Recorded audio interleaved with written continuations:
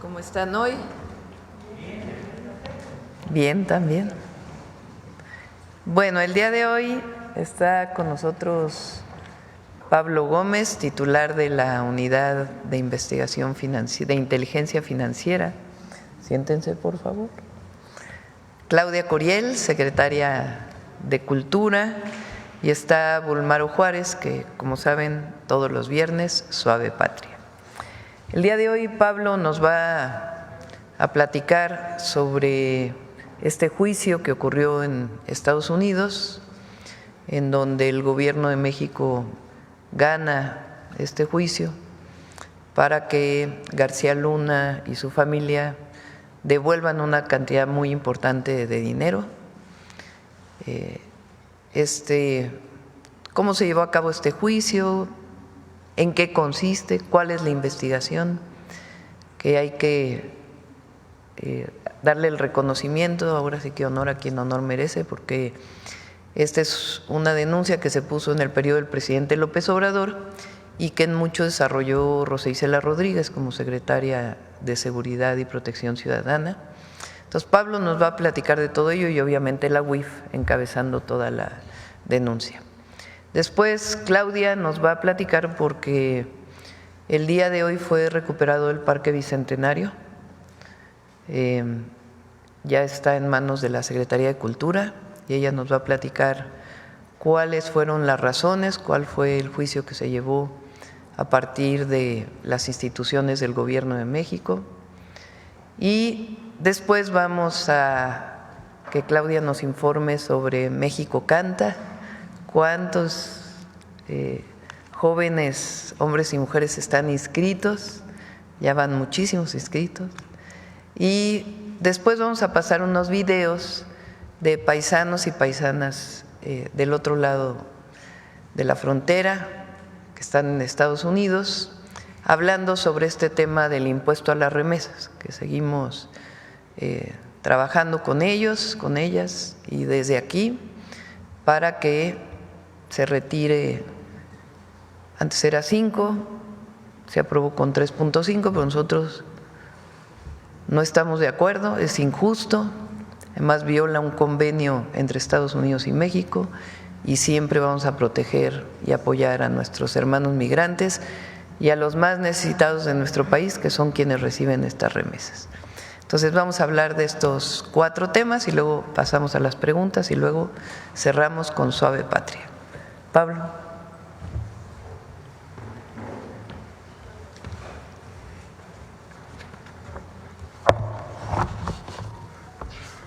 Muchas gracias, presidenta. Buenos días a todas y todos ustedes.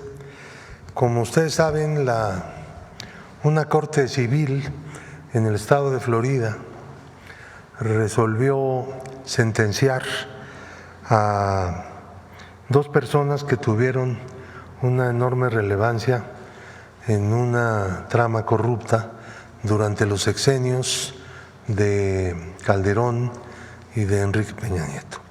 Se trata de Genaro García Luna y de Linda Cristina Pereira. Ellos fueron sentenciados a pagar a México, que es el demandante, el gobierno mexicano, cantidades enormes de dinero que vamos a explicar de dónde proceden, qué significan, qué es eso que estamos viendo en cantidades muy grandes de dinero.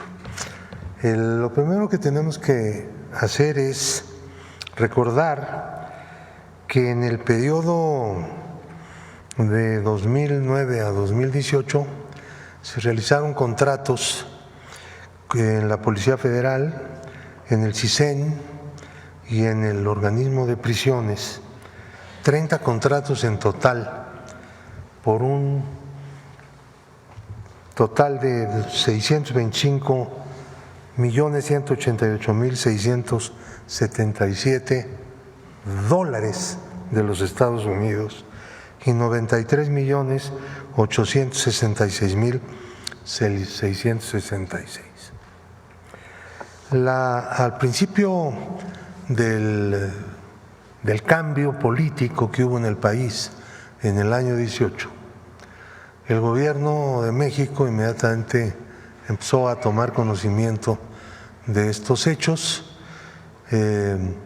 y decidió presentar una demanda de carácter civil en Florida porque esa era la residencia de los implicados en el esquema corrupto. Es decir, tenían ahí bienes y vamos a ver qué ha pasado con esos bienes. Tenían residencia y operaban ahí.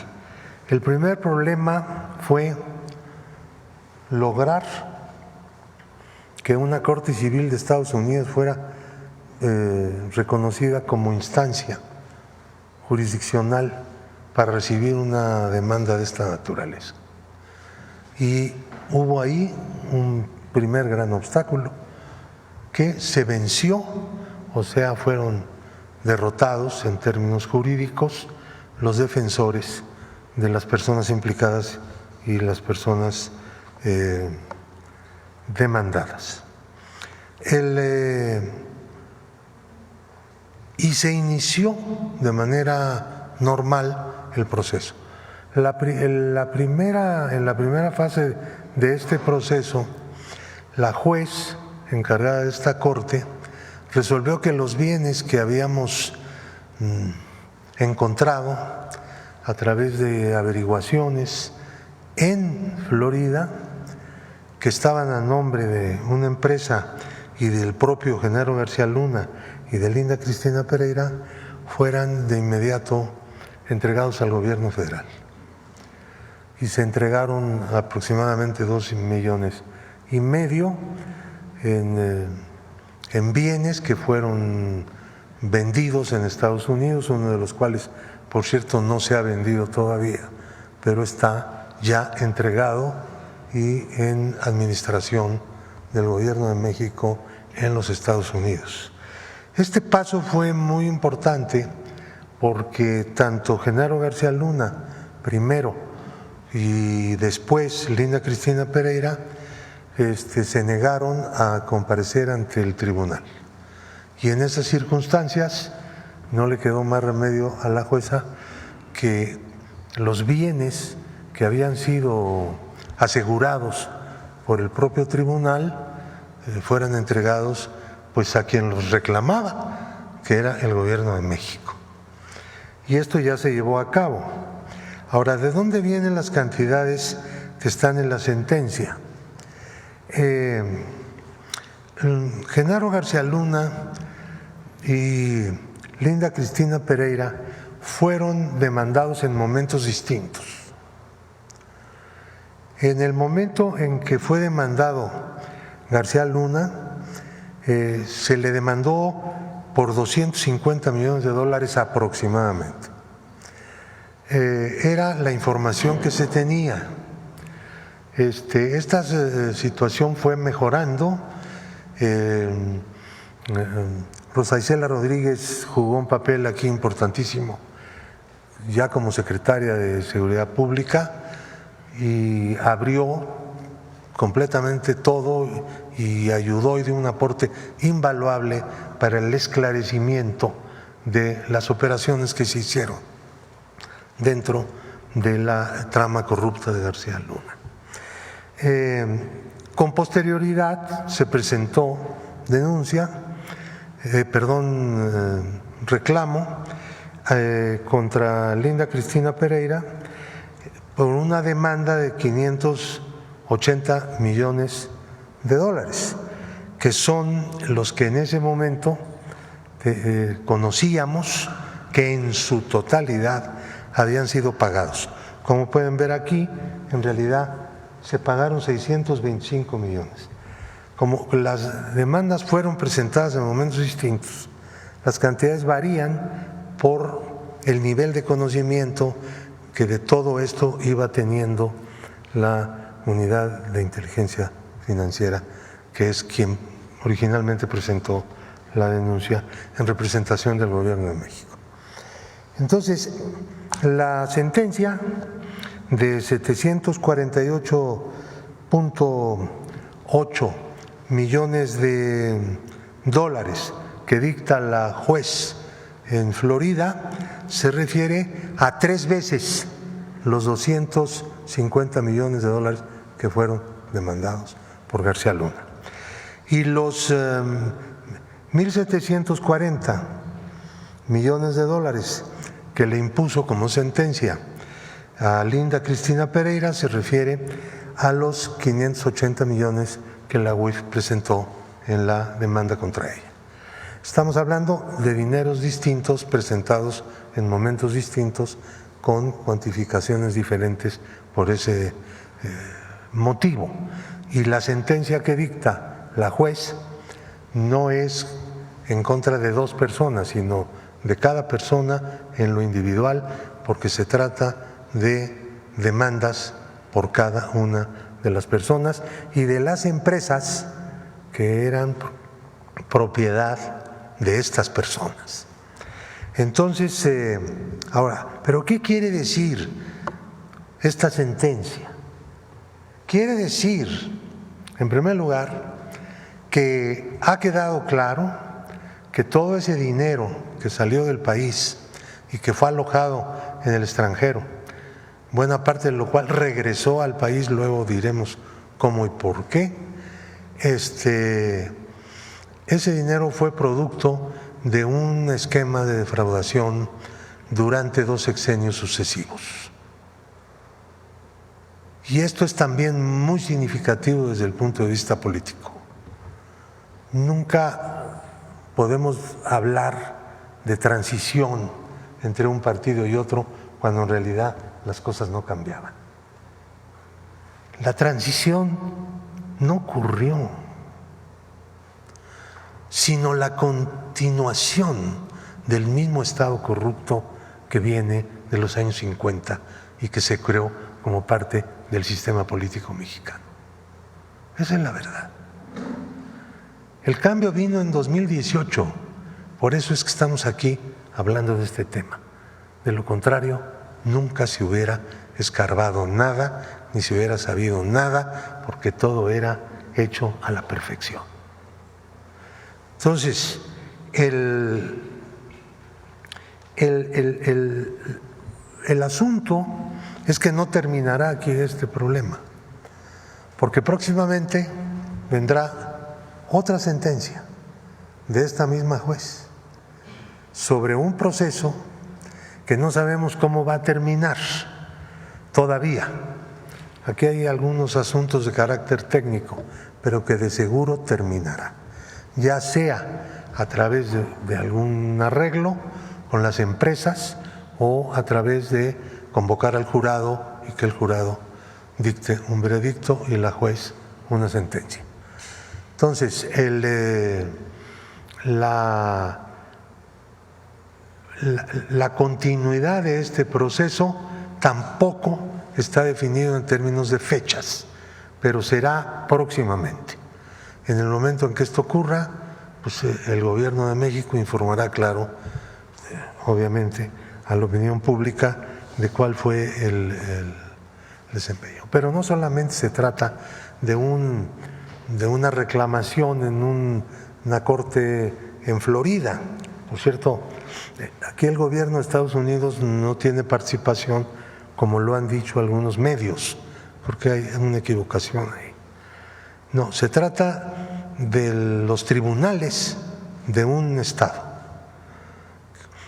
Cada corte tiene una encargada, que es un juez o jueza, que esta jueza que ha hecho este pronunciamiento, dicho sea de paso, fue elegida en votación popular, coincidentemente, porque ustedes saben que en Estados Unidos tiene mucho desarrollo este sistema de elección de jueces y de fiscales. Entonces, nosotros tenemos un proceso penal en México. Proceso penal que está arrancado, hay gente en la cárcel, hay muchas órdenes de aprehensión, hay una serie de conversaciones con algunos de las personas que estén en orden de aprehensión, con el propósito de que colaboren a efecto de que se esclarezcan todos los puntos. ¿Qué es lo que se busca en los dos procesos? En el proceso civil de Florida, que va muy bien, como ya hemos visto, y en el proceso penal en México, que también va bien. La Fiscalía General de la República ha puesto todo su empeño, el fiscal se ha personalmente involucrado en esta cuestión, dirige, digamos, las operaciones, y toda la información con la que se contó desde un principio y toda la investigación en términos financieros que se hizo ha sido tomada en cuenta.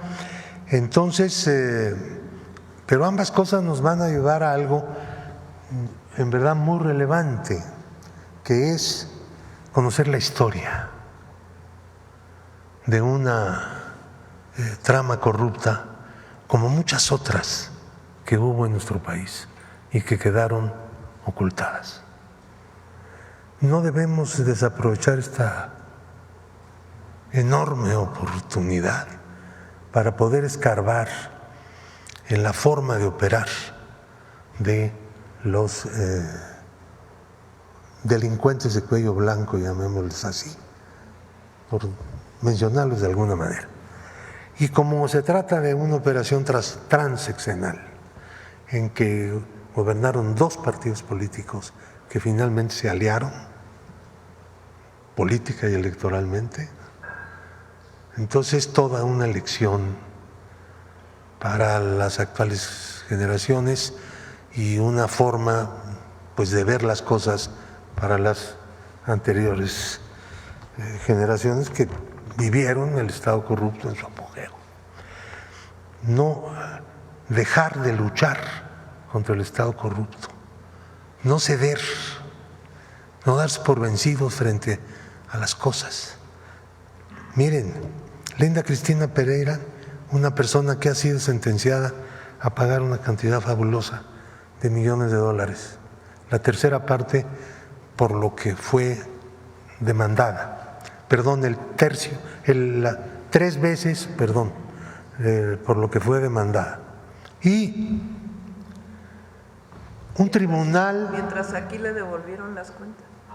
Un tribunal, lo ha dicho la presidenta, un tribunal colegiado de circuito en México resolvió otorgarle el amparo y la protección de la justicia de la Unión, como se llama en la jerga judicial, a ella para que pueda utilizar el sistema financiero mexicano libremente. Este contraste, esto nos dice cosas. Ustedes lo están entendiendo, la gente que nos escucha entiende el contraste. Tenemos un gran problema en nuestro país, pero vamos a resolverlo pronto. Y creo que el pueblo pues va a responder porque se requiere a sí mismo. Es de los momentos históricos en los que un pueblo se requiere a sí mismo para resolver un gran problema. Solo me resta decir que estas resoluciones, estos procesos que están en curso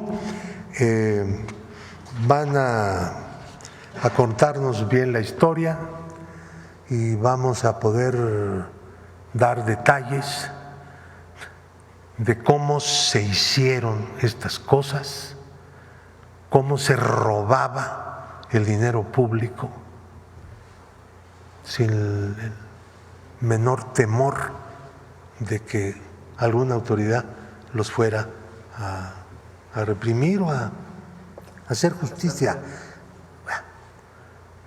Este país necesita ser un país en donde predomine el Estado de Derecho, el Estado democrático de derecho, lo que se nos negó a las generaciones actuales y lo que en este momento está pues en la perspectiva de los grandes cambios que están ocurriendo. Pues ese es mi comentario. Gracias. Adelante, Claudia. Muchas gracias. Con su permiso, Presidenta, muy buenos días a todas y a todos. Bueno, el primer tema es la recuperación de Parque Bicentenario, como lo mencionó la Presidenta. En ese sentido, nos dio la instrucción de evaluar el mejor uso y aprovechamiento de este espacio que es federal. y en coordinación con la Secretaría de Desarrollo Agrario, Territorial y Urbano, SEDATU, el Instituto de Administración y Avalúos de Bienes Nacionales, INDABIN, la Consejería Jurídica del Ejecutivo Federal y la Secretaría de Cultura, hicimos un trabajo coordinado para ver cómo se podría recuperar, por supuesto, para uso público. Y las razones de utilidad pública, por supuesto, reafirman el acceso a la cultura, el resguardo del patrimonio, tiene que ver también con el Plan Nacional de Desarrollo del rescate de espacios públicos. Y en ese sentido, todo bajo la norma nos asigna el espacio a la Secretaría de Cultura. ¿Qué es lo que vamos a hacer próximamente?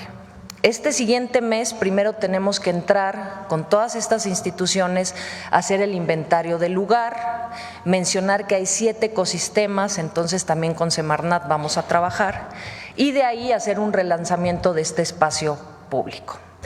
Esta concesión, para quienes no lo sabían, se otorgó en los últimos momentos de la administración de Enrique Peña Nieto, y era una concesión de un espacio federal maravilloso de 55 hectáreas, en la cual se cobraba a la empresa alrededor de $1,5 millones al año por poder operar un lugar que tiene muchas oportunidades de lucro, porque tiene muchos espacios para renta, para uso. Si bien hay un espacio público, hay una parte pública, pues gran parte de eso es de renta. Y ya después INDABIN, cuando entra este gobierno, incrementa la renta de manera mensual, pero sigue siendo insuficiente y sigue siendo un espacio para el usufructo de privados. ¿Qué es lo que vamos a hacer desde la Secretaría de Cultura? Recuperar este espacio en un esquema también mixto, como lo hablábamos con la presidenta, promotores, promotoras bajo la norma de protección civil y todos los lineamientos necesarios van a poder operar en coordinación con la Secretaría de Cultura, pero vamos a fortalecer la parte pública que tiene este lugar para trabajar con el Gobierno de la Ciudad de México también, que nos ayudará a coordinar en este nuevo esquema de trabajo y facilitar otro tipo de oferta para el público y trabajar de manera responsable, de manera que el beneficio sea colectivo, que sea un rescate de un bien común, de un patrimonio para el país, de un patrimonio federal, que no esté en manos de una empresa que lucra principalmente con todo esto.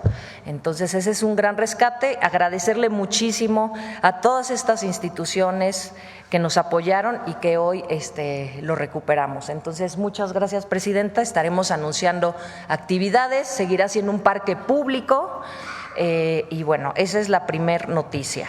Y ya después vamos a hablar del avance de México Canta. Si nos ponen la presentación, por favor. Gracias. ¿Avanzamos? Bueno, como han escuchado, este festival binacional para jóvenes entre 18 y 34 años cierra sus inscripciones el próximo viernes. Por eso es importante hacer un llamado para quienes quieran participar. Las inscripciones siguen abiertas en mexicocanta.gov.mx. Las primeras etapas, como se ha mencionado, son a través de esta plataforma virtual y las finales serán de manera presencial. ¿Qué nos encontramos en este cierre a una semana? Hay alrededor de 10,415 inscritos, 8,017 en el país, en México, y 2,398 en Estados Unidos, mexicano-estadounidenses, jóvenes entre 18 y 34 años. ¿Avanzamos? Queremos mencionar cuáles han sido también los estados que más han participado para que no se queden atrás los otros. Hay gran música en todo nuestro país. El Estado de México tiene el mayor porcentaje, está con el 26% de participación. Después Ciudad de México con el 23%. Hay una gran participación de Jalisco, de Puebla, de Nuevo León, Guanajuato, Veracruz, Baja California, Michoacán, Chihuahua y por supuesto que participan todos los estados, pero reitero, es una invitación para que no se queden atrás, toda la tradición también que hay en Oaxaca, en el sureste, por favor sigan aplicando. Es un concurso para compositores, compositoras o para intérpretes o para cantautores. Entonces, si no necesariamente ustedes componen su canción, pueden interpretar alguna, y también hay espacio para todas y todos ustedes. En Estados Unidos, ¿avanzamos? Bueno, tenemos una gran participación en California, que es alrededor del 29%, Texas con el 21%, Carolina del Norte, Illinois, Washington, Oregon, Georgia, Utah, Arizona, Nueva York, y también hay participación de otros estados. Avanzamos, por favor. ¿Cuáles son los géneros? Esto es importante. El concurso tiene una amplitud, es libre de participar en los géneros que ustedes quieran. Queremos principalmente fortalecer las tradiciones, los géneros de este país, en sinergia, por supuesto, y mezcla con otros ritmos, como lo han hecho los jóvenes, como fueron los corridos tumbados, que son corridos con tradición mexicana, pero que cruzaron ritmos como hip hop, trap, que fue lo que hizo que tuviera tanta atracción entre los jóvenes, pero que el objetivo de este concurso es fortalecer la música, pero sin hacer apología a la violencia, al delito, y hablar de muchas otras cosas de las cuales han hablado nuestros compositores y compositoras a lo largo de la historia. ¿Cuáles son los géneros que han ahorita pegado más fuerte de las inscripciones? Banda tiene 2,450, el norteño. Hay otros géneros, por supuesto, porque es libre, pueden participar, no tienen que ser únicamente los mencionados, es un concurso abierto. Campirano, mariachi, bolero, tropical, duranguense y mexicano contemporáneo. ¿Con qué otras fusiones de género lo están mezclando los jóvenes? Esto es importante si pasamos a la siguiente. Bueno, con pop, con rock, con rap, hip hop, hay reggae también lo están mezclando con jazz, con country y con electrónica. Entonces, estamos hablando de un concurso que tiene mezclas de música tradicional con otros géneros, como fue lo que posicionó al corrido tumbado, y que si avanzamos en la presentación, una más, es muy importante hacer relevante que los cantautores son los que más están participando, es decir, compositores que además interpretan su música. Tenemos 5,543, solamente intérpretes 2,406 y los compositores 2,466, pero estamos hablando de una creatividad importante de jóvenes en nuestro país. ¿Avanzamos? Y este es un indicador también muy interesante, porque la mayor parte de los que han aplicado son jóvenes entre los 24 y 29 años, y parte de las estadísticas de los que escuchan corridos tumbados son justamente entre los 18 y los 24. Evidentemente todos han escuchado los corridos, llega hasta los 30, pero los jóvenes que más escuchan esa música son justamente los que están respondiendo a la convocatoria, y eso es muy interesante. ¿Avanzamos? Bueno, el concurso cierra la próxima semana, que es el viernes 30, se pueden inscribir, ahí pueden también preguntar cualquier duda y atención, y a partir de ahí se cierra la primera etapa y pasamos a la etapa de la primera selección, que va a ser del 31 de mayo al 4 de julio, donde van a quedar 10 seleccionados por estado de la República Mexicana y 15 por región de Estados Unidos, para tener un universo de 365. Esto es una selección a través de la plataforma. Esos los estaremos también anunciando de alguna manera en algún video aquí. Y después viene la estatal, que es del 5 de julio al 8 de agosto, igual es mecanismo, es el jurado a través de la plataforma virtual. Y a partir del 17 de agosto ya vienen las regionales, que son las presenciales y que vamos a arrancar en Estados Unidos. Recordemos que todo este concurso se va a ver principalmente a través de los medios públicos, los domingos de cada una de estas finales, y estaremos informando también en otras plataformas. Hasta ahora es el reporte. Muchas gracias, presidenta. Los videos. Son los últimos días para inscribirte al concurso musical México Canta. En México y Estados Unidos, miles de jóvenes crean música diariamente y esta iniciativa busca darles voz. México Canta es un proyecto del Gobierno de México a través de la Secretaría de Cultura, en colaboración con el Consejo Mexicano de la Música. Este concurso binacional tiene como objetivo fomentar narrativas musicales que eviten la apología a la violencia, enfocándose en letras que hablen de amor, dolor y el orgullo nacional. Pueden participar canciones de banda, bolero, corridos, sones, mariachi, norteña, tumbados o alguna mezcla con música contemporánea mexicana. Si tienes entre 18 y 34 años, esta es tu oportunidad de participar como cantautor, compositor o intérprete. Recuerda que la duración máxima de las canciones es de 3 minutos. Las canciones en todas las categorías deben estar en español, Spanglish o lenguas originarias, pero siempre con letra. Las inscripciones están abiertas hasta el 30 de mayo. Consulta toda la información en mexicocanta.gov.mx. México canta por la paz y contra las adicciones. Gobierno de México. Vamos con los videos de los paisanos, por favor. Las y los paisanos. Buenos días, respetable presidenta Claudia Sheinbaum y al querido pueblo de México. Mi nombre es Jessica Costa y soy orgullosamente mexicana e inmigrante en Estados Unidos con más de 20 años en la industria de la construcción y con 14 años como fundadora de mi propia empresa, Environmental Consulting Services, o ECS, especializada en el cumplimiento ambiental para proyectos de construcción aquí en Denver. En el año 2024, las remesas enviadas por mexicanas y mexicanos en el exterior superaron los 63,000 millones de dólares. Esta cifra no representa solo dinero, representa esperanza, esfuerzo, responsabilidad familiar y hoy esa esperanza está en riesgo. Hoy levanto mi voz ante la propuesta de un impuesto del 3.5% sobre las remesas enviadas desde Estados Unidos a México. Aunque la tasa inicial era del 5%, esta medida sigue siendo regresiva, injusta y muy peligrosa para nuestra comunidad.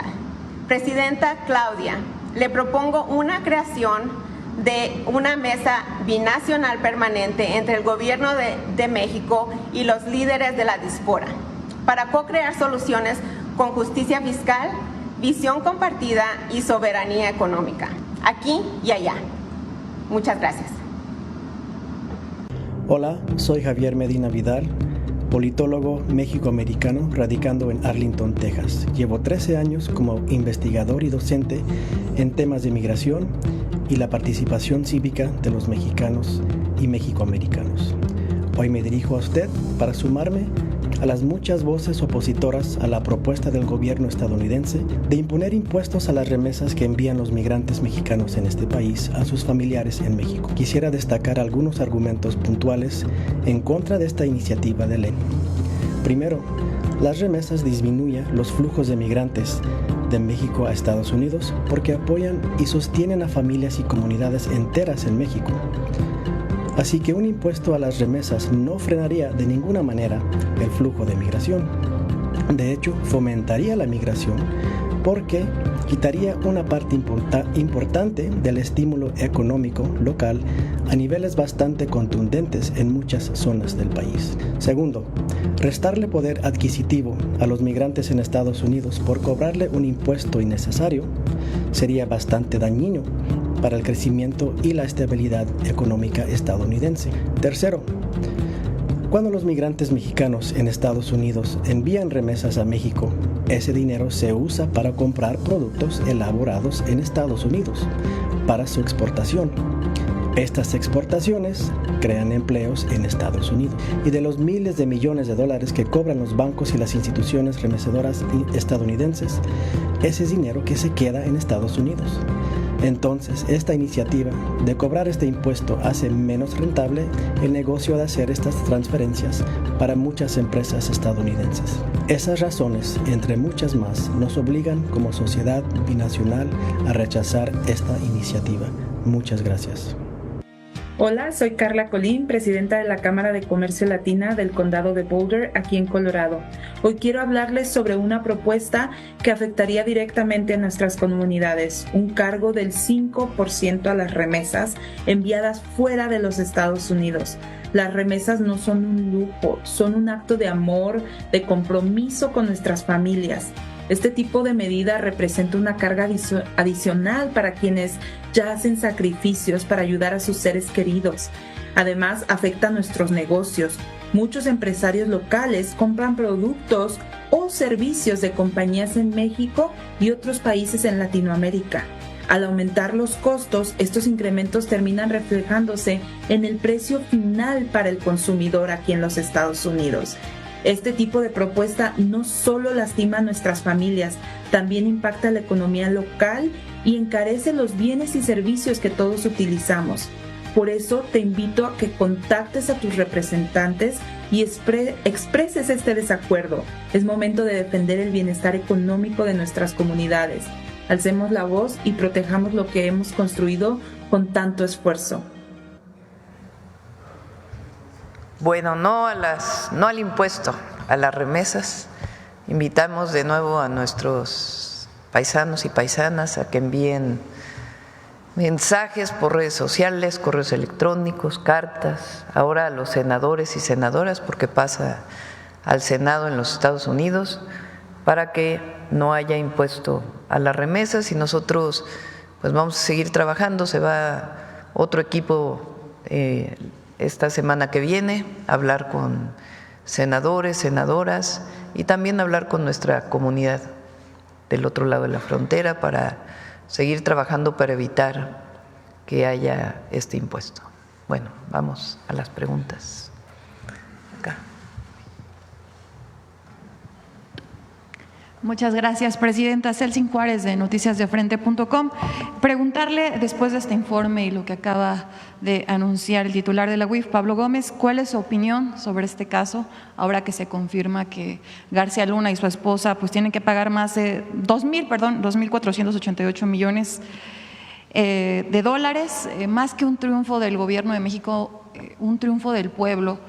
¿Qué mensaje le envía? Porque buscan al final justicia por este desfalco que hizo en sexenios anteriores. Fíjense, estos son contratos que se hicieron con empresas de García Luna a través de intermediarios o de empresas en donde el propio García Luna era parte y su esposa, en donde compraban algo o el gobierno a través de distintas instituciones, y había sobrecosto exagerado, que fue un modus operandi durante muchos años de la forma de utilizar recursos públicos para volverlos privados, o sea, corrupción. Lo relevante es que un tribunal aquí no reconoce esto y dice a la esposa de García Luna que puede retirar su dinero, que se descongelen las cuentas, que libremente puede utilizar ese recurso. Entonces, la UIF decide ¿hace cuánto tiempo fue el juicio? Cuando se pone el juicio allá en el juzgado civil. No, para poner el juicio allá en Estados Unidos fue en 2021. Decide poner el juicio en un juzgado civil en los Estados Unidos y da todas las pruebas, y acaba de resolverse pues de que en efecto ese recurso tiene que ser devuelto al erario público. Entonces, hay justicia, porque el problema no solamente es de este personaje, su vinculación con la delincuencia organizada, sino que además, después de que salió del gobierno, seguía haciendo negocios con recursos públicos, cosa que no se trató en el juicio de García Luna en Estados Unidos, porque no permitieron que esa parte entrara, solamente la parte cuando él fue servidor público o funcionario público, porque servidor público no fue, que servidor público quiere decir servir al pueblo, y él se sirvió a sí mismo. Entonces, es muy importante. Y aun cuando siga el procedimiento, es un resultado muy importante, porque es un reconocimiento de que en efecto había un modus operandi de esta persona con funcionarios del gobierno de Calderón y de Peña Nieto para utilizar recursos públicos para beneficio privado. Entonces es muy importante este resultado. Presidenta, en este contexto, durante un acto convocado por la Fundación Ultra Libertad y Desarrollo en Oviedo, España, manifestantes gritaron asesino, corrupto y narcopresidente al exmandatario Felipe Calderón. Le reclamaron justo su presunta complicidad con el narcotráfico, su papel en el fraude electoral del 2006 y bueno, el aumento de la desigualdad durante su gobierno. Fue justo el presidente cuando García Luna hacía todo esto. ¿Qué nos puede decir al respecto? Bueno, sobre la manifestación, pues siempre que haya respeto a las personas, pues libre manifestación. Pero lo que es un hecho es que veamos a Calderón. Calderón primero llega con un fraude electoral. En realidad es un presidente espurio. Eso va a quedar grabado en la historia de México. Calderón no llegó por el voto popular, llegó por un fraude. Entra al gobierno, porque hay que recordarlo, porque hay muchos jóvenes.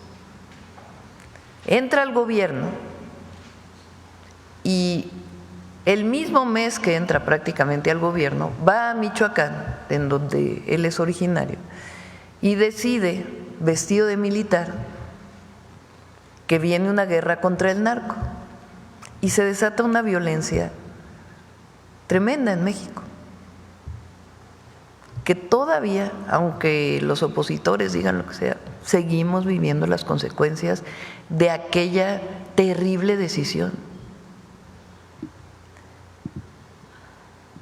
Y resulta tiempo después que al que puso al frente de esa guerra, recuerden que guerra es permiso para matar. Cuando uno declara guerra en su propio país, quiere decir que no se cumplen las leyes normales, sino que se está en estado de excepción. Por eso le puso guerra. Entonces no es que se detuviera un delincuente y iba a la cárcel, hacían ejecuciones extrajudiciales, generando una ola de violencia tremenda. Bueno, resulta que al que puso al frente de esa operación, hoy está preso en Estados Unidos por estar vinculado con un grupo delincuencial, del cual se benefició económicamente. Bueno, en ese juicio, por razones procedimentales o no sé de qué tipo, no se tomó en cuenta esta otra parte de todos los beneficios que hizo, porque él puso empresas de seguridad que daban asesoría y vendían equipos después de que salió de la Secretaría de Seguridad Pública del gobierno de Calderón.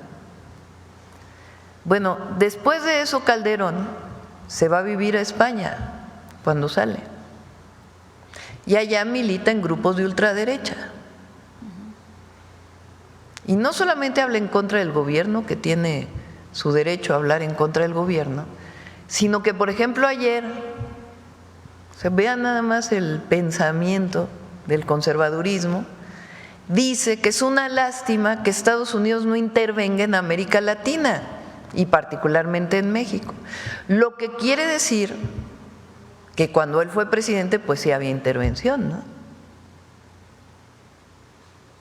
Entonces, es muy importante no solamente lo que ocurrió en el sexenio de Calderón y las personas que trabajaron ahí, sino qué representa, que es el prianismo al final, que estuvo aliado a un grupo que pensó que era dueño de México.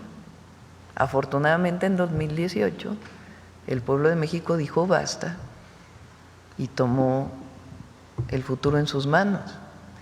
Y hoy, porque no hay que dejarlo de recordar, estamos prácticamente a una semana de la elección del Poder Judicial, porque siguen la comentocracia y todos ellos, Calderón, Zedillo, los comentócratas, diciendo que el pueblo elija a los jueces, magistrados y ministros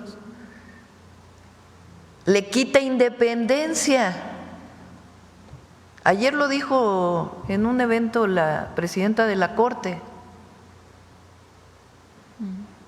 ¿Cómo le va a quitar independencia? A ver, primero para empezar, ¿quién controlaba el Poder Judicial en la época del prianismo? Pues el presidente le hablaba por teléfono a los ministros y resolvía problemas, cosa que no ocurrió con el presidente López Obrador.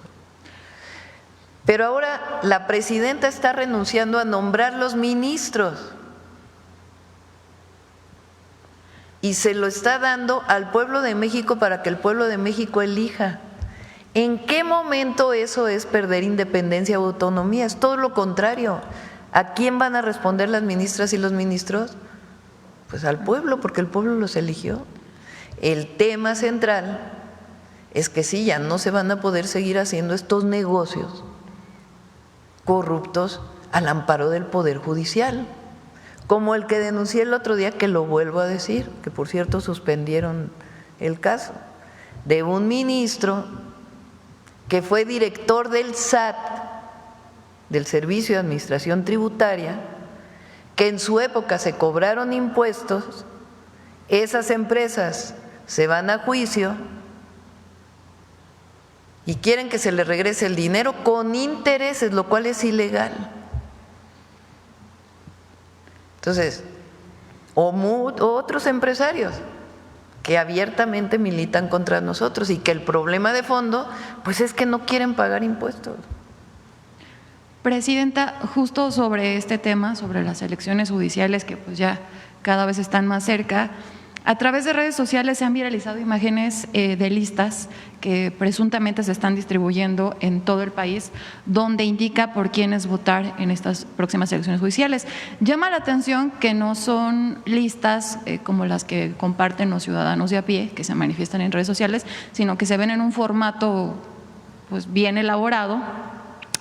Y que justo hoy el periódico Reforma publica en su portada, donde dice que partidos políticos, sindicatos y gobiernos pues están distribuyendo este tipo de acordeones, hasta menciona ahí que del tamaño de una tarjeta de crédito, para favorecer a perfiles de la Cuarta Transformación. Pero ahí aparece un candidato que no tiene nada que ver con la Cuarta Transformación, ¿no? En sus listas. Justo señala el caso específico de Nuevo León, encabezado por Samuel García, que dicen que está operando ya para pues promover a un candidato que va a favorecerlo en caso de llegar, pero bueno, también menciona que Morena estaría operando de esta misma forma en la Ciudad de México. Esto obviamente pues ha desatado muchas dudas entre los ciudadanos, lo hemos leído en redes sociales y pues siembra esta duda, ¿no? Incluso hasta dicen que si no se trata de algo pues hecho por la derecha, la oposición, como para boicotear esta próxima elección judicial. Presidenta, preguntarle, ¿está garantizada esta libertad, elección? libertad, libertad? Quien garantiza una elección democrática siempre es el pueblo. Entonces, a todas y a todos voten libremente. En caso de que se esté actuando mal, presidenta… Pues tiene que intervenir los organismos electorales. El INE, el Tribunal Electoral, pero libertad libre, voto libre, secreto y directo. Gracias, presidenta. También ya por último, preguntarle su opinión sobre el alcalde… Y también por ahí salió en el Reforma, porque también hay listas de la derecha. O sea, ¿quién sabe quién anda haciendo eso? Presidenta, preguntarle su opinión sobre el alcalde de Uruapan, estas declaraciones que hizo el día de ayer, Carlos Manso, que declaró que la policía municipal debe abatir a los delincuentes sin ninguna consideración. Pues está mal. Estado de Derecho. O sea, para una persona que comete un delito, pues hay un sistema penal acusatorio en México. Y lo que tiene que haber es una carpeta de investigación o una detención en flagrancia y pruebas que permitan determinar si la persona es culpable o no. Entonces, lo otro es regresar a la guerra contra el narco y eso no. Eso tuvo un costo y sigue teniendo un costo muy grande en nuestro país. Gracias, presidenta. Acá. Doctora Carlos Guzmán, de 4 Media Telecomunicaciones, Veracruz. Déjeme quitarme la orejera. Los teléfonos para acá abajo. Pues de inicio quiero preguntarle a don Pablo Gómez, hablaba de una próxima sentencia y del otro caso que se tiene en contra de Genaro García Luna. Si nos puede aclarar o dar algún avance de esta investigación que acaba de mencionar hace un momentito, por favor.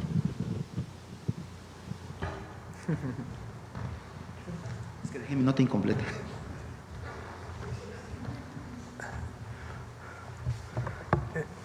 En relación con la próxima sentencia del Tribunal de Florida, se va a pronunciar en contra de las empresas que se utilizaron en la trama de García Luna.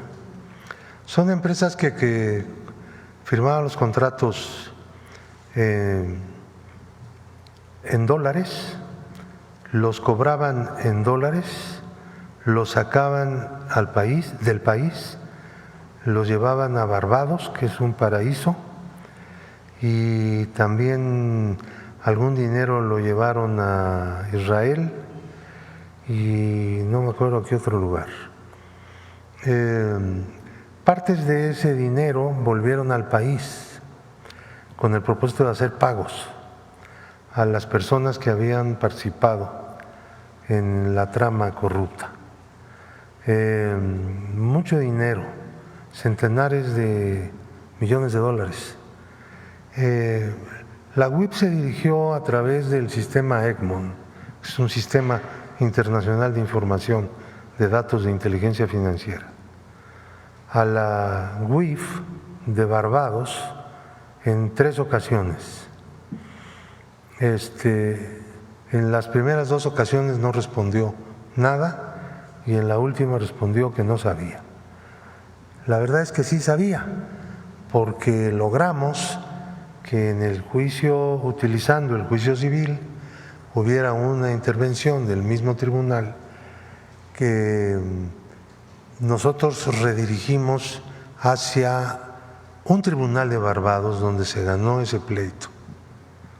Y finalmente le entregaron al juzgado de Florida la información con la cual cuenta en este momento la juez y forma parte del proceso. Adicionalmente, la UIF también obtuvo información de las operaciones de traslado de dinero, transferencias hechos porque se usaron bancos mexicanos para llevar a un Occidental Bank en Barbados, que ni siquiera es de Barbados, tiene su sede en Colombia y trabaja en otros lugares, ¿no? Son bancos lavadores, son bancos que se utilizan por los sistemas de lavado de dinero. La lucha internacional en este momento pues, debe estar básicamente dirigida en contra de los paraísos financieros y fiscales y por una transparencia y una colaboración internacional en la lucha contra el lavado de dinero, porque eso es luchar también en contra de la delincuencia, en todos sus aspectos y niveles. Entonces, y yo creo que en este caso también se dio. Tenemos algo que yo quiero hacer una especie de descripción meticulosa de cómo el modus operandi de este sistema que se usó para lavar el dinero del pueblo de México, esconderlo, que es producto de operaciones ilícitas. Entonces, mostrarlo y mostrarlo por todos lados, en el mundo entero, decir, miren, vean este caso y piensen cuántos otros han pasado frente a ustedes y no se pudo lograr algo muy concreto. Aquí hay también en este asunto, estamos viendo, no solamente la sentencia de la juez de Florida, sino también un avance en el método y en la técnica y en la dedicación para poner al descubierto los sistemas de lavado de dinero. Nada más rápido, antes de que se vaya, ¿nos puede mencionar algunas empresas de esta próxima sentencia y las cantidades que se están buscando? Las empresas son conocidas porque ya no existen, ya no están operando. Estas empresas se hicieron para esta trama corrupta. Empresa fachada. Numba, Night System, la que tenía su nombre Genaro García Luna fue GLAC, pero era una distribuidora de ganancias. Ahí las tienen. Ahora, esta Numba Technologies fue creada para hacer contratos con CISEN que en su totalidad ascendieron a $208 millones. Para eso la hicieron. Se llama igual que Numba Inc. Y sin embargo es una razón moral diferente. Hay algunas otras que se usaron en la trama del lavado posterior. Esas empresas no hicieron contratos ni recibieron directamente dinero, sino que recibían dinero de las que cobraban, ¿entiendes? De tal manera que se iba escondiendo el dinero y se iba difuminando pues, todo, ¿no? Porque tenían que hacer muchos pagos. Esos pagos son los que tenemos que ver. ¿Hasta dónde? ¿Cómo? Nosotros ahorita estamos investigando cómo se repartió una parte, no muy grande, pero significativa, no muy grande para estos niveles, pero significativa para el gasto político en efectivo, utilizando mecanismos gubernamentales. Es una cosa también interesantísima.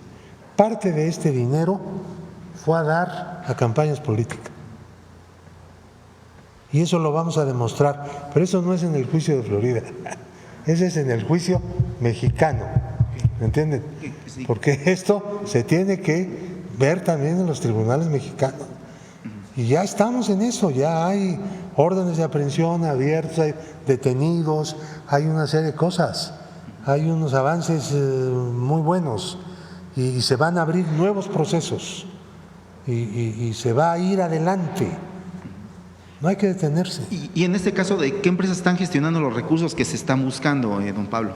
¿Qué empresas estarían gestionando los recursos que están reclamando? ¿Qué empresas estarían reclamando, que estarían gestionando estos recursos que está usted buscando volver a? Nosotros tenemos una lista de 15 empresas que fueron utilizadas para operaciones de lavado, pero de segundo piso. No cobraron, sino que fueron de segundo o tercer nivel de lavado. Esas 15 empresas están obviamente pues fichadísimas, ¿no? Muchas de ellas no pueden operar ya en el sistema financiero. ¿Y de qué monto estamos hablando? ¿Cómo? ¿De qué monto estamos hablando? ¿De qué cantidad estamos hablando? Estamos hablando para esas empresas $100 millones, más o menos. No es juego, ¿eh? No, sí. Sí, por eso le preguntaba. Sí, gracias, don Pablo. Sí, gracias. Doctora, perdón por el impasse, pero está interesante el tema. Sí me gustaría consultarle pues el tema de la CENTE. Están allá afuera, sé que hoy recibe a los gobernadores, pero si nos puede comentar si siempre sí va a recibir a la CENTE 12:30 como se había quedado, ¿no? Está abierta la mesa con los secretarios, con la secretaria de Gobernación y el secretario de Educación. con ellos. O sea, ¿se descarta la mesa aquí en Palacio? Conmigo sí. Ok. Pasando a otro tema. Y lo explico. Esa reunión estaba acordada desde hace días. Es decir, no tendrían por qué haber golpeado reporteros, afectado como afectaron a muchos ciudadanos de la ciudad.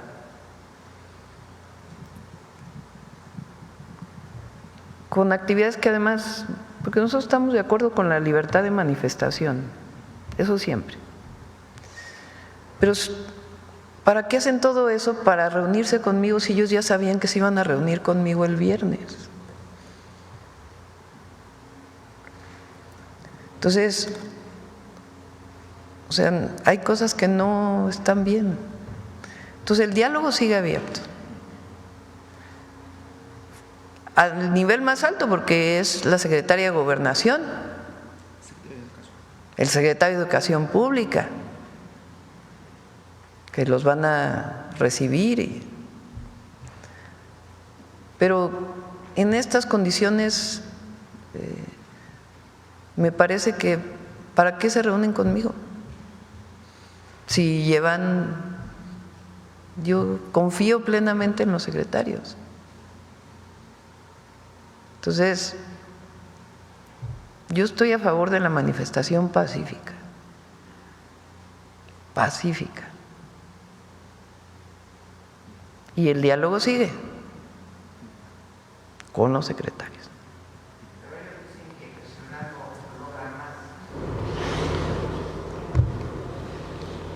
Pero, o sea, nosotros ya dijimos, lo que el gobierno de la Cuarta Transformación, desde el presidente López Obrador y con nosotros, ha dado a los maestros es mucho y ojalá pudiéramos dar más porque se merecen todo las maestras y los maestros de México. Pero hay veces que hay limitaciones presupuestales. Entonces, no puede soportar el presupuesto del gobierno de México un aumento del 100%. Pero además, porque ustedes saben para qué está yendo la mayor parte del recurso público, para los programas de bienestar. Es decir, los programas de bienestar hoy tienen un presupuesto de 850,000 millones de pesos, entre lo que está la pensión universal para adulto mayor, y además son derechos establecidos ya en la Constitución, además de los nuevos programas de bienestar. Es decir, el presupuesto es para la gente, para el pueblo, directo, sin intermediarios. Entonces, en esta condición, pues se da un 9% de aumento salarial, ahora más un 1% adicional en septiembre. Es un aumento que es más del doble de la inflación. Segundo, se congela la edad de jubilación. Eso representa, para que ustedes tengan una idea, alrededor de 60,000 millones de pesos en diversos años. Hay un año nuestro que esta congelación va a representar alrededor de 20,000 millones de pesos, 2027. O sea, porque cuando te jubilas antes, pues hay recurso adicional, porque hay que contratar maestros del jubilado y aparte la pensión o el retiro. Entonces, era el congelamiento. Además, pues durante el periodo del presidente López Obrador, casi 1 millón de basificaciones. Y además, este régimen muy importante, que quizá no se ha entendido, que es el Fondo de Pensiones para el Bienestar. Para todos los maestros y maestras y para todos los que son parte del Instituto Mexicano del Seguro Social y todos los trabajadores del Estado, si están en cuentas individuales y reciben, producto de la ley del 2007, una pensión, si ganan 15,000 pesos, salario medio, de un maestro, 16,000 pesos. Y la cuenta individual a la hora de su retiro les iba a dar 4,000 pesos. El Fondo de Pensiones para el Bienestar, de manera solidaria, le da lo correspondiente de manera automática para que tenga siempre y se jubile siempre con el salario medio del IMSS. No es ni siquiera el salario mínimo, es el salario medio del IMSS, que además va subiendo cada año.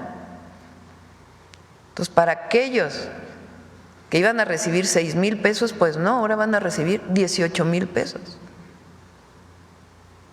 Y algunos que ganan más, pues tendrán su jubilación de acuerdo a su retiro.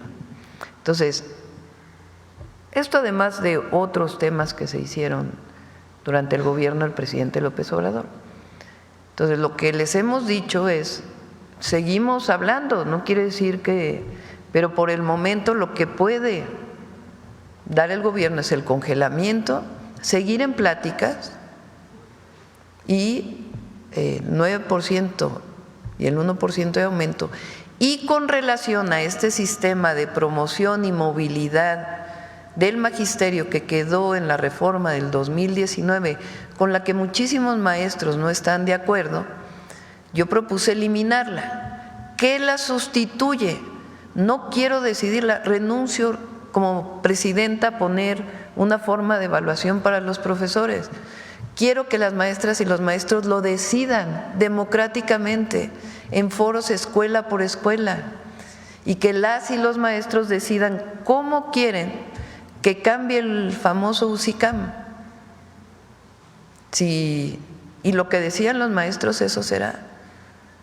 Entonces, es una propuesta, creemos, acorde con el tiempo que estamos viviendo, pero además seguimos con el diálogo y hay muchas cosas estatales que también estamos viendo cómo apoyar.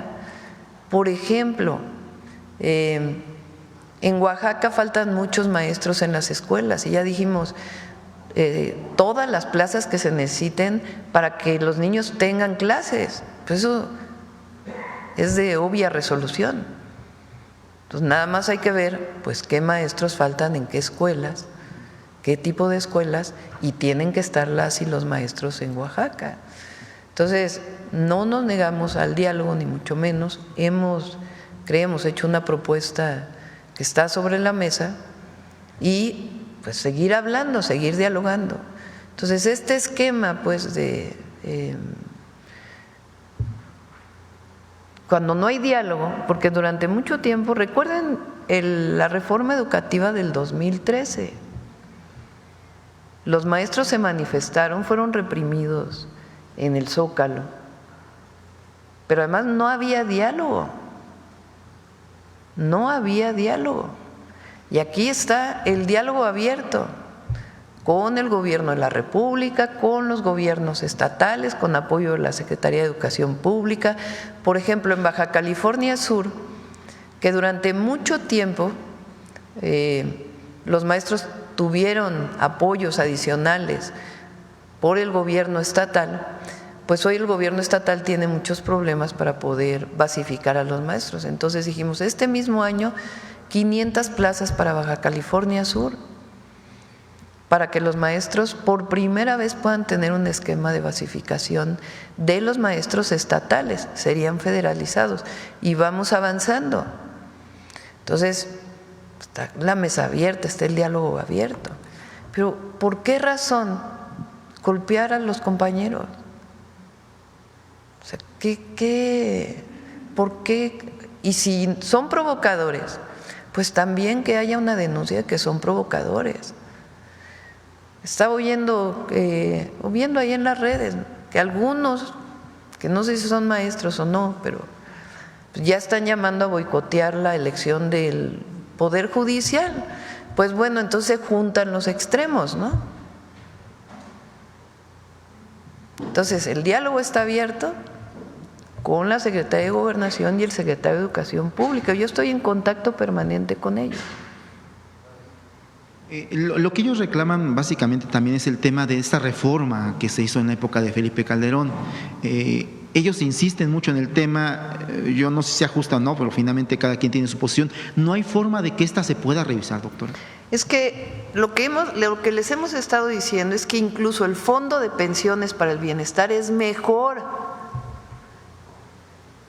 que la jubilación que tendrían con base en la reforma del 2007.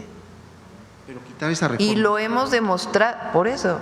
Es que, a ver, quitar la reforma tiene problemáticas diversas, porque ya están en cuentas individualizadas el retiro de los maestros. Entonces, nosotros decimos, seguimos hablando, no es que haya un no rotundo, seguimos hablando, pero no es algo que sea trivial hacer.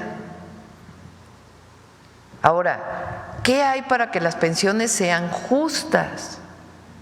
El Fondo de Pensiones para el Bienestar, porque eso es lo que estamos buscando, pensiones justas, que están indexadas al salario medio del IMSS. Incluso se jubilan mejor algunos de ellos que con la del 2007. Entonces, por eso decimos, es una mesa de trabajo en donde se explique, se enlaza las razones, los argumentos de muchas cosas que ya han ido avanzando. Entonces, el tema es, ¿por qué si ya tenían diálogo?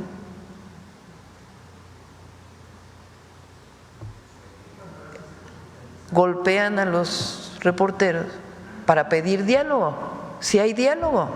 Es más, ellos no fueron a una mesa de trabajo que ya tenían abierta.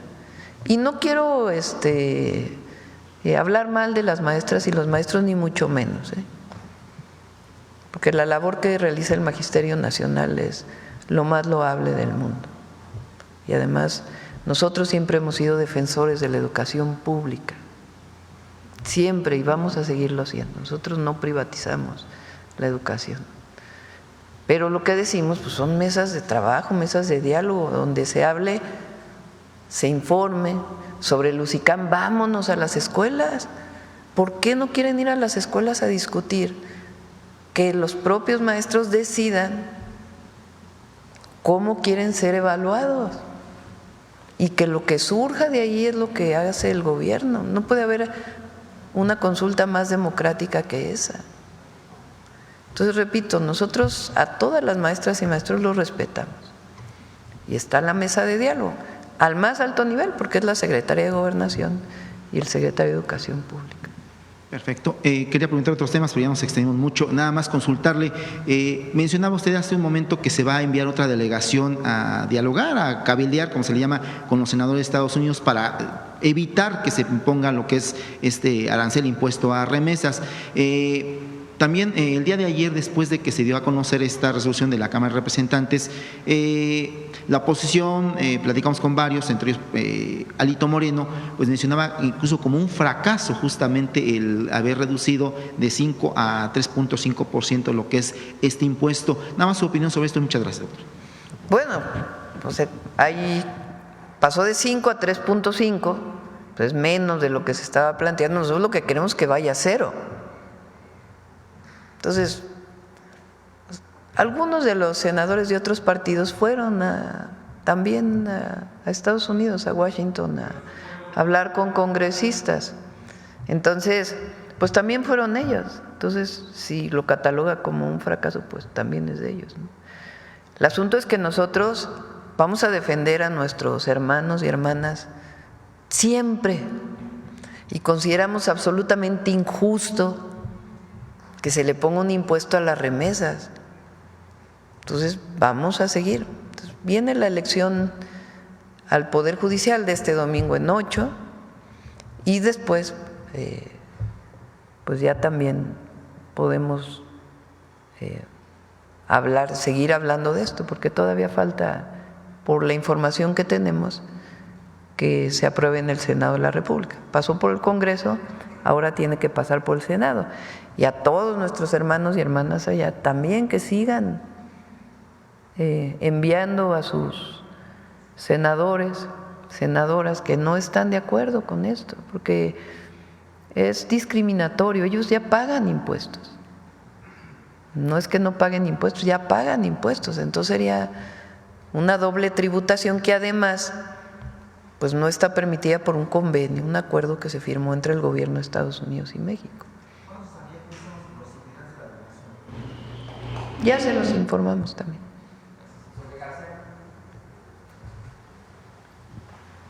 Gracias, presidenta. Máximo Allende para El Soberano. Preguntarle, porque de pronto cerca de 2.500 millones de dólares suena un número muy rimbombante. Si lo trasladas a pesos, son cerca de 48,000 millones de pesos. ¿Para qué alcanza, presidenta, con ese dinero que se va a recuperar ahora? Pues bueno, que fue extraído ya. Son 2.500 millones de pesos. De dólares. 2.500 millones de dólares, 48,000 millones de pesos. Sí. ¿Para qué alcanza, presidenta, con 48,000 millones de pesos? Pues, por ejemplo, es todo el programa de pensión Mujeres Bienestar en un año. O sea, el que todas las mujeres mexicanas de 60 a 64 años reciban un apoyo que en este momento es de 1.500 pesos bimestrales,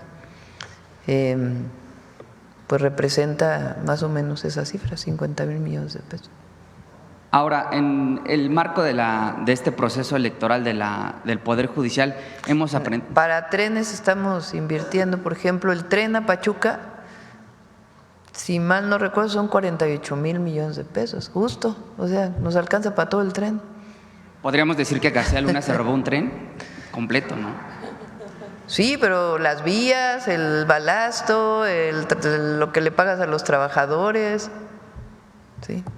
En ese marco, presidenta, en el mismo tema, sobre la reforma al Poder Judicial, hemos aprendido todos los mexicanos, me parece, de a poco, cómo es que se da el proceso judicial en México, el juez de distrito, el circuito colegiado y luego las salas de la Suprema Corte.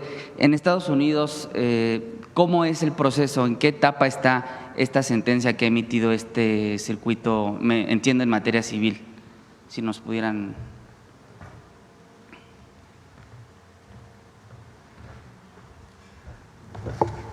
Esta sentencia ha sido pronunciada ante la renuencia de que los demandados comparecieran al tribunal.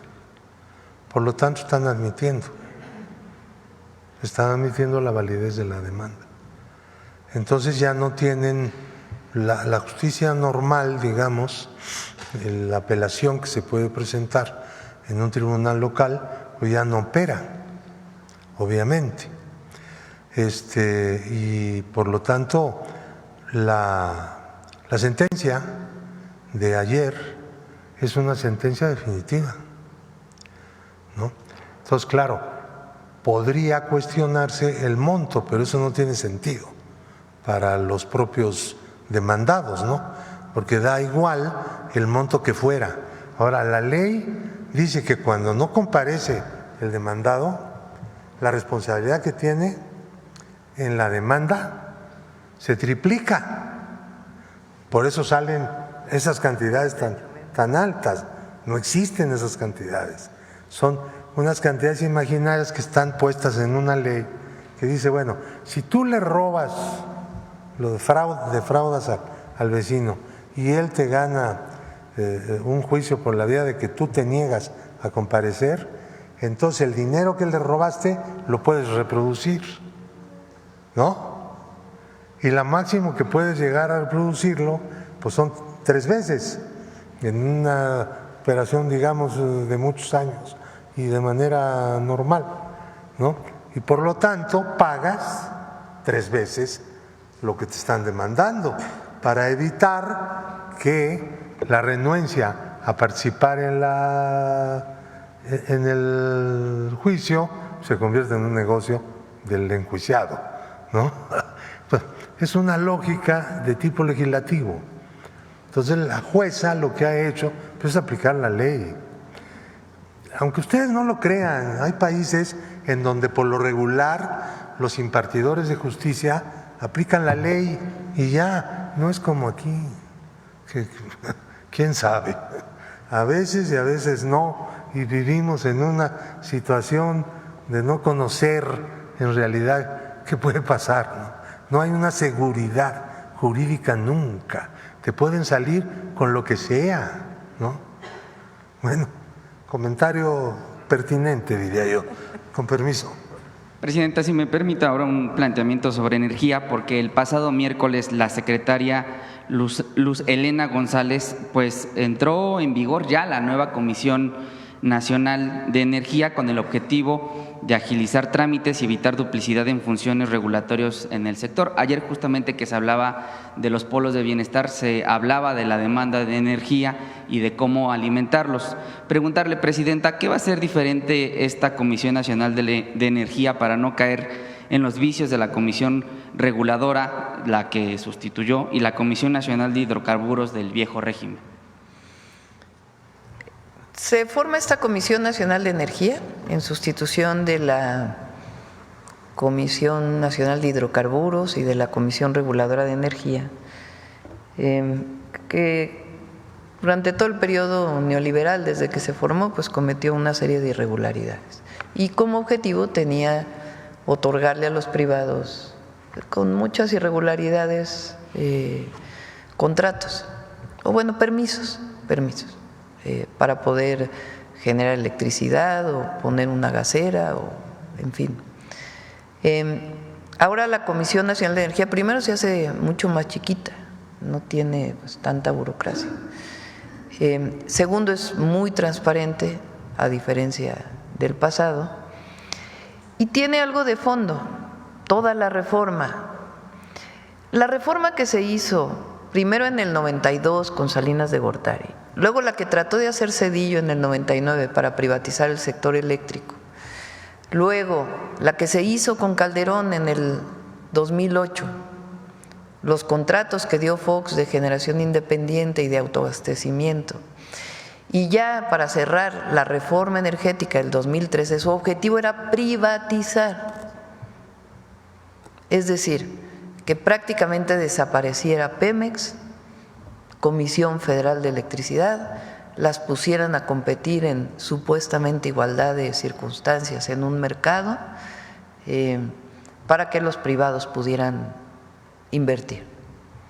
Y además ser contratados por Pemex o por CFE. En este proceso, Pemex acabó con 4 subsidiarias y como 40 filiales. Imagínense una empresa con 40 filiales, pública. Bueno, se llamaba Productiva del Estado porque a ellos les daban ronchas cada vez que se hablaba de lo público. No, ahora es una empresa pública del Estado. Y CFE también la dividieron en pedacitos. Lo que antes eran direcciones generales en CFE, pues ya por regiones, por sectores, entonces está en este momento dividida en pedacitos. La reforma que se hizo constitucional, que dice que las empresas públicas no pueden considerarse monopolios, número 1, eso quiere decir que CFE puede generar más del 50%, 54% es lo que se establece ya en las leyes secundarias, y Pemex tiene prioridad para la explotación de petróleo o de gas. Si Pemex no lo hace, pues entonces ya lo podrá hacer un contrato mixto o un contrato privado y también en un porcentaje establecido.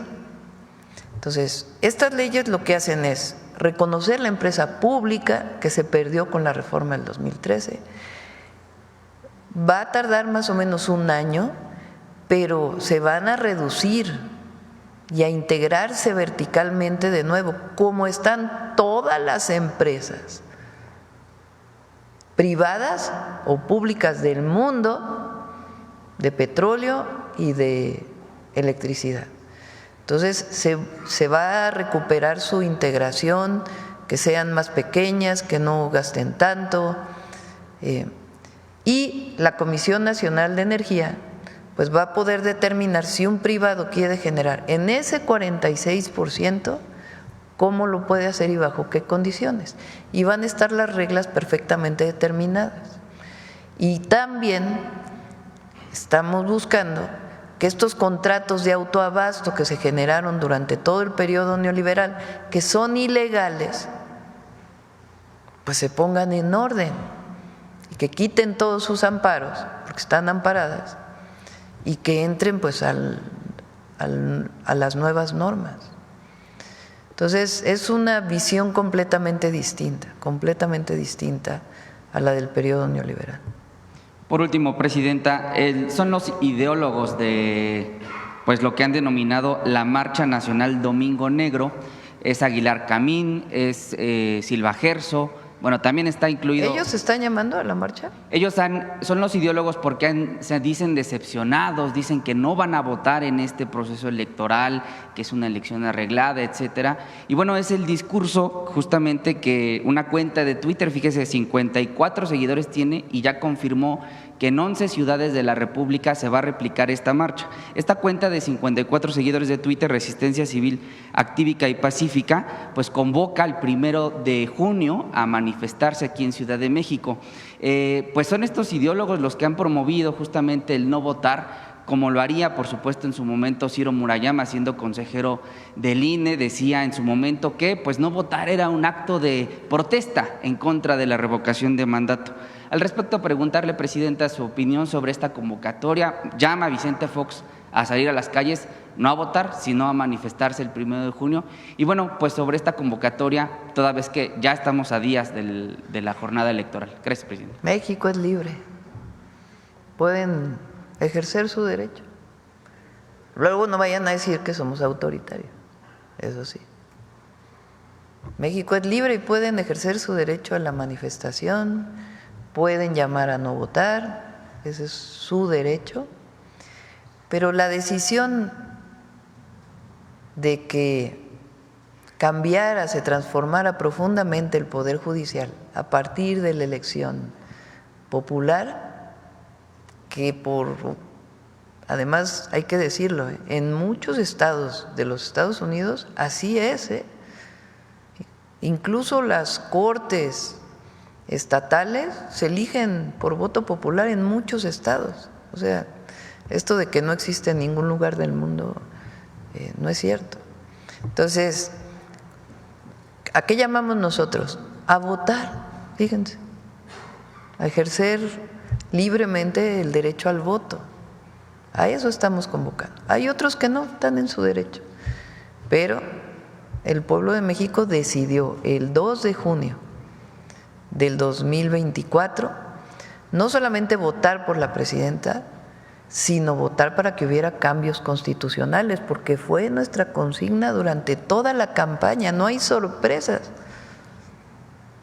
Y la gente decidió pues que siguiera la transformación profunda de nuestro país. Y la gente va a salir a votar. Se dicen demócratas, pero llaman a no ejercer el derecho ciudadano. Presidenta, por cierto, usted ya ubicó su casilla, ¿nos puede comentar? Sí, está, bueno, aquí en el centro. Luego les aviso el lunes dónde vamos a votar. Sí. Gracias, Presidenta. Acá, Carlos. Buenos días a todas y todos. Carlos Navarro de Heraldo Media Group. Presidenta, ¿qué llamado le haría a los jóvenes a participar en este concurso de México Canta para cambiar la narrativa de las canciones que hoy en día se escuchan en el país? Pues que participen, es una muy… es una acción colectiva, cultural, para promover la canción mexicana y al mismo tiempo, pues para cambiar la narrativa de la apología de la violencia en la música.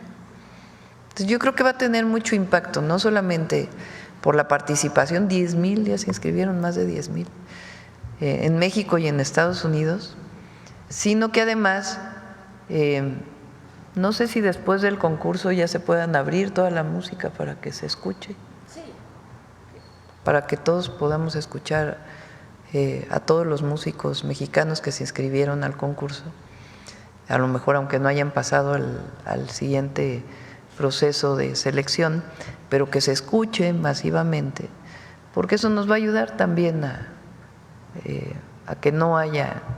Recuerden que en mi caso yo no estoy de acuerdo con la prohibición, yo lo que creo es que más bien hay que promover la paz y el amor y el desamor, las canciones de todo tipo.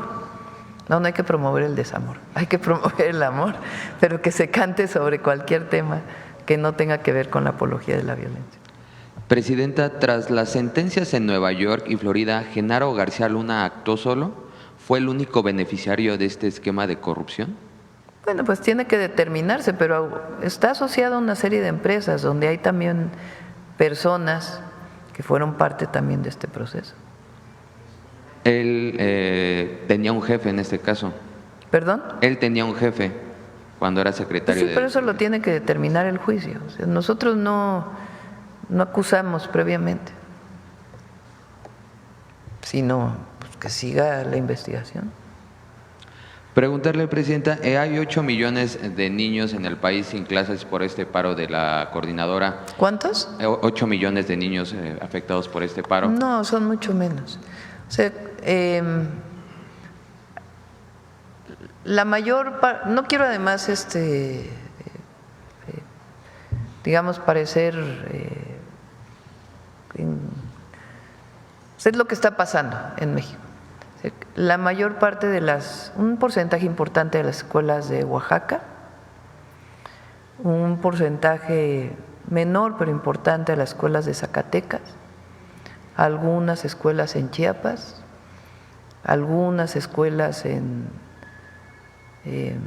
algunos otros estados, pero la gran mayoría están en clases. Aquí en el centro histórico, alrededor de 30,000 comercios han resultado afectados con pérdidas de 6,000 millones de pesos. ¿Qué decirle a los empresarios que están viendo afectados por esta situación? Pues sí, lo sabemos. México es un país libre. Nosotros no vamos a caer en ninguna provocación y además no creemos en la represión. No, esa no es la forma en que nosotros actuamos. Y es el diálogo, pero un diálogo también pues abierto. Incluso una encuesta publicada hoy en el Heraldo de México de Question Mark señala que el 78% de las personas rechazan estos bloqueos por las afectaciones que han generado los maestros, Presidenta. Pues sí, es probable que esto sea así. Entonces nosotros no vamos a reprimir y está abierta la mesa de diálogo, pero tampoco estamos de acuerdo con algunas formas que, si no son ellos, algunas personas porque tampoco se han deslindado, pues han utilizado. Entonces nosotros nos manifestamos muchas veces, muchísimas, incluso en apoyo a la gente. Nos manifestamos muchísimas veces en el periodo en que estábamos en la oposición, pero siempre fue pacífico, siempre. Entonces el diálogo lo tienen abierto. Entonces ahí está la mesa de diálogo con la Secretaría de Gobernación y el Secretario de Educación Pública. Incluso ya había contingentes que se dirigían al aeropuerto internacional de la Ciudad de México. ¿Le han dado algún reporte sobre esta movilización o algo? Pues no sé en este momento cómo esté. En la mañana nos plantearon que iban hacia el aeropuerto y no vamos a caer en ninguna provocación, en ninguna. Preguntarle, Presidenta, sobre lo que ha dicho la Embajada de Estados Unidos, que se decreta la frontera sur como zona de defensa nacional, si les informaron algo, si fue parte del acuerdo con el presidente Trump. No, nosotros no vamos a hacer un acuerdo de ese tipo. Ellos tienen derecho a hacer en su país lo que determinen. Nosotros también tenemos derecho a decir que no estamos de acuerdo. Desde el primer momento que ellos pusieron, que ampliaron la presencia militar en la frontera sur de su país, nosotros enviamos una nota, ya lo había dicho yo aquí, diciendo que pues respetábamos lo que ellos hicieran en su país, pero pues que recuerden siempre la soberanía territorial. Y nosotros, la migración es un tema social fundamentalmente. La gente no migra por gusto en general, migra por necesidad. Y siempre vamos a plantear que la mejor manera de atender la migración es con cooperación para el desarrollo. es apoyando a las comunidades en donde la gente migra por necesidad. Es la manera más humana y que da más resultados. Entonces, siempre va a ser esa nuestra posición. Pero bueno, ellos nosotros tenemos derecho a decir que no estamos de acuerdo, pero ellos han tomado esa decisión de poner más presencia militar en su frontera sur para evitar la migración. Nosotros creemos que la orientación debe ser distinta y lo planteamos siempre, pero de ninguna manera nosotros, imagínense, vamos a acordar una cosa así. Muchas gracias, buen día a todas y todos. Sí. Lo que sí hay un acuerdo es en el tema de seguridad. O sea, los 10,000 guardias de la Guardia Nacional que están en la frontera norte nuestra están en coordinación para incautación de droga, de armas, etcétera, etcétera. Eso sí hay coordinación. Acá ya para cerrar. Gracias, Presidenta. Buen día. Juan Pablo Guerrero, de Canal del Congreso. Ayer concluyeron en el Senado de la República estos conversatorios sobre la reforma a telecomunicaciones y radiodifusión. ¿Usted considera que con este ejercicio ya se despeja toda duda de que esta iniciativa pues mantenía intenciones de censura? Nunca fue la intención censurar, nunca, jamás, pues si no creemos en eso. Un artículo que tenía una orientación para coadyuvar al SAT y otras instituciones frente a cosas que están en otras leyes, lo pusieron así los compañeros que redactaron la ley, pero para quitar cualquier cosa de censura desde el primer día dijimos no, que se elimine ese artículo. Entonces, no, ya dijimos cuál es el objetivo de esa ley, que pueda haber una empresa que en igualdad de circunstancias pública pueda proveer de Internet, que haya derechos de las audiencias, que las radios comunitarias y particularmente indígenas tengan todas las posibilidades para desarrollarse, en fin, todo esto que planteamos sobre la ley. No he visto la redacción final porque la están redactando en el Senado, pues espero poderla tener pronto. Presidenta, también en este ejercicio, activistas por derechos digitales pues manifestaron su preocupación por dos aspectos, principalmente el Registro Nacional de Usuarios de Telefonía Móvil y también pues la facultad que se da o que se otorga a concesionarios para que guarden datos hasta por 2 años. ¿Se previene o se tendría que prevenir o contener algún mecanismo para evitar pues violaciones a la privacidad de las personas? Esa parte tiene que ver con que viene también en la ley de seguridad que todavía está en el Senado. Para comprar un chip, que por cierto en algunos casos es solamente de una empresa, pero bueno, para comprar un chip uno no tiene que dar su nombre de un teléfono en una tienda. Entonces esto no tiene nada que ver con ver las conversaciones, no. Tiene que ver con que para comprar un chip te registres con tu nombre. La delincuencia usa muchas veces, distintos chips que le va cambiando al teléfono. Entonces, lo que viene en esa ley y también viene en la ley de seguridad es, si vas a comprar un chip, pues que se registre tu CURP con tu identificación. Eso es un tema esencialmente de seguridad, no tiene nada que ver con ninguna otra cosa. Y en la ley de seguridad está establecido quién puede y cómo se puede utilizar esa información, y es frente a una investigación de un delito que coordina la Fiscalía General de la República en el marco de sus competencias. Entonces ese es el tema, ni siquiera es huella digital, biométricos, ni mucho menos, sino que para comprar los chips del teléfono pues tengas que dar una identificación. Ese es el asunto.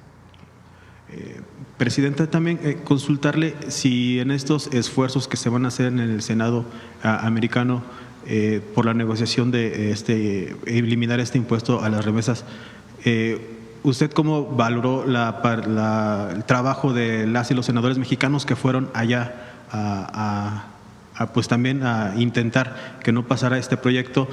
¿Usted vería bien que continuaran los esfuerzos de legisladores mexicanos? Sí, muy bien, que sigan yendo, que hablen ahora con los senadores. O sea, este trabajo que se hizo, pues logró bajar de 5 a 3.5. ¿Estamos de acuerdo con eso? No, nosotros queremos que se elimine. Pero bueno, porque ayer un escándalo de que si se consideraba un triunfo. No, nosotros queremos que se desaparezcan cualquier impuesto a las remesas.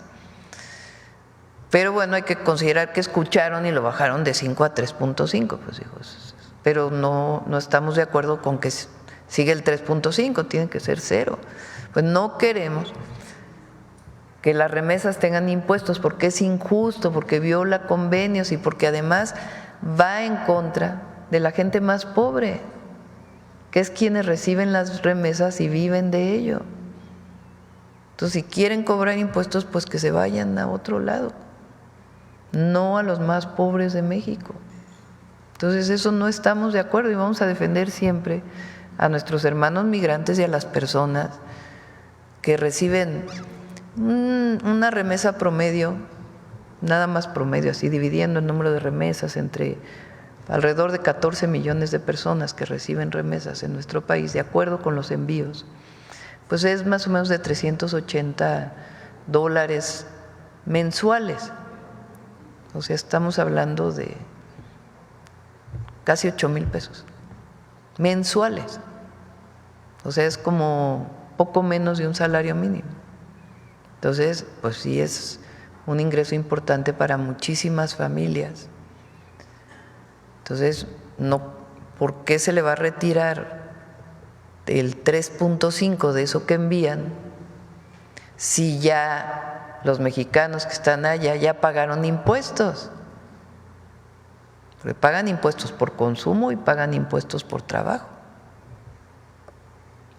Por último, Presidenta, solo consultarle, ¿qué temas para un eventual periodo extraordinario tendría interés el Poder Ejecutivo? Ya lo vamos a informar, son como 22 leyes, que tienen que ver muchas que se quedaron pendientes, como por ejemplo la ley del Sistema Nacional de Inteligencia e Investigación para la Seguridad Pública, la ley del Sistema de Seguridad Pública, la ley de búsqueda y del registro de población, que fue la que presentamos y que se ha estado discutiendo con los colectivos de familiares de buscadores. Está la de telecomunicaciones, está el nuevo organismo antimonopolio que sustituye a la COFESE, están varias leyes de la Guardia Nacional que están pendientes de aprobarse, que son producto de la reforma constitucional para que la Guardia pasara a Secretaría de la Defensa. Varias de estas leyes son como 22. Muchas gracias, Presidente. Bueno, ya, vamos a Suave Patria, porque ya se hizo tarde. Vámonos. Con su permiso, Presidenta. Bishabel, Presidenta, la saludo con mucho respeto. Bishabel Esh Lak Esh, secretaria, director, amigas y amigos reporteros. Bishabel Esh Lak Esh desde Palacio Nacional. Les acabo de saludar en la lengua mayatán. ¿Saben cuál es la lengua mayatán? El maya. Y principalmente se habla en el sur del país, en los estados de Campeche, Quintana Roo y Yucatán. Nuestro México son montañas, árboles, flores. Lo más importante es vida. Conocemos una actividad que es crucial para la preservación de la naturaleza, en donde hay trabajo en equipo y un trabajo colectivo de mujeres y hombres. Este ha sido realizado durante siglos e incluso lo podemos ver en los códices mayas. Antes de continuar, quiero agradecer a la Universidad Intercultural Maya de Quintana Roo por su apoyo para la realización de este video. Ahora sí, para saber de lo que estoy hablando, con su permiso, Presidenta, amigas y amigos, les invito a ver la siguiente cápsula.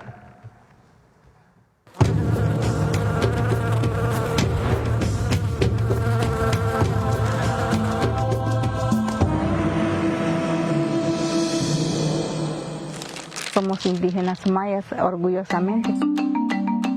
Somos los hijos de los descendientes de meliponicultores. La miel, pues no solo miel para nosotros, es muy sagrado.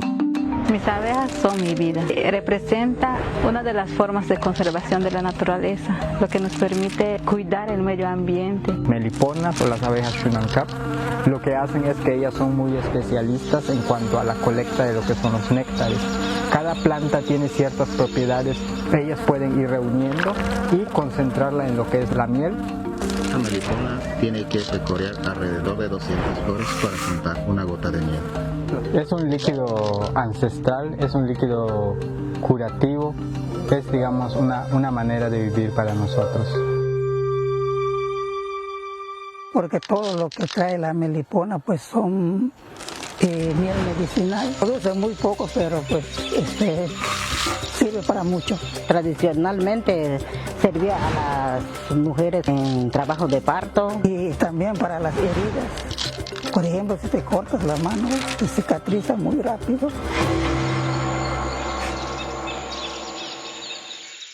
Para nosotros la miel y las meliponas en especial representan la continuidad de la memoria de nuestros abuelos.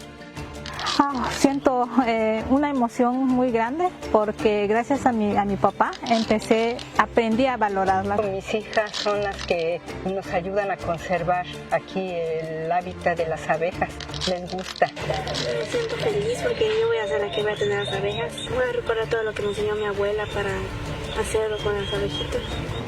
Que el consumidor sepa lo importante y trascendental que son las mieles de las abejas nativas, que cuando consumes miel, consumes la selva, consumes una gran diversidad de plantas, que cuando te llevas esta miel a tu mano, a tu boca, estás contribuyendo a la participación de los meliponicultores en el campo, estás contribuyendo a conservar su cultura, su lengua, sus saberes, sus tradiciones, el ecosistema, y por eso estamos esperando que los mexicanos levanten la mano y consuman este producto.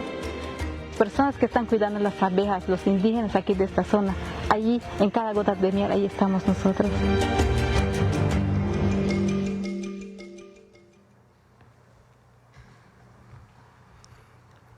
Como vimos, la abeja melipona o Xunancap, como la denominan los hablantes de la lengua maya, es endémica en el continente americano. Aquí en México la podemos encontrar en la Huasteca Potosina, en la Tamaulipeca, Veracruzana, en la Huasteca Hidalguense, en la península de Yucatán y en otros estados del sur.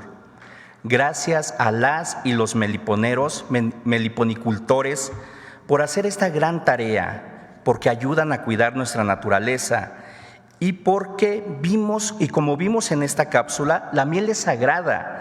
En las comunidades mayas es un líquido ancestral, es un líquido vital, nutritivo y sobre todo curativo. La miel de las abejas meliponas no solo es algo sabroso, es consumir una diversidad de plantas.